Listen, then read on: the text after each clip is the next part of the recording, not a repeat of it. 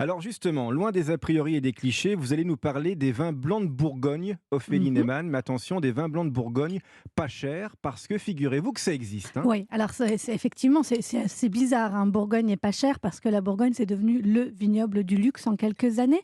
Petit exemple, sur les ventes aux enchères, selon le baromètre Ideal Wine, les flacons bourguignons ont augmenté de 300 en 5 ans. Et pour les petits vins, bah, ils ont juste doublé, hein, de prix en 10 ans. Donc, c'est difficile de trouver des Bourgognes pas chers. Alors on va prendre un vin populaire qu'on connaît tous, hein, c'est le Bourgogne aligoté. Ouais, ça c'est la première solution quand on veut un Bourgogne blanc pas cher. Quand on pense Bourgogne, on pense Chardonnay, parce que c'est la variété Hmm. de raisin la plus courante, hein. La ligotée, c'est rare et c'est souvent méprisé parce qu'on s'en sert généralement pour faire des tout petits vins de table. Mais quand le vigneron s'applique, c'est savoureux. C'est ce que je vous fais goûter C'est là. ce qu'on C'est a là, oui. Charles Père et C'est Fille. lequel? C'est un petit domaine, c'est C'est celui de droite le pour premier que vous. vous avez goûté, oui.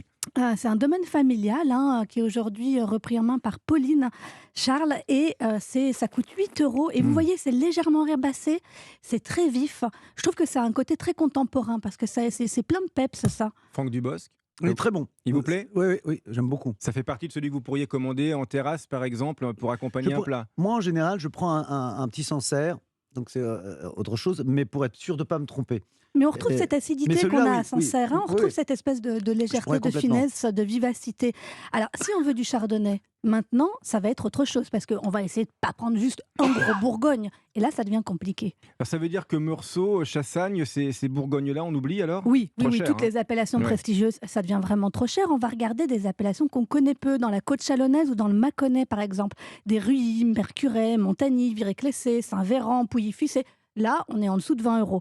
Et puis, si vous avez encore moins de sous, bah, vous pensez aux Bourgognes de Coulanges-la-Vineuse ou de Mâcon-Lugny. Ça, c'est des appellations encore moins connues.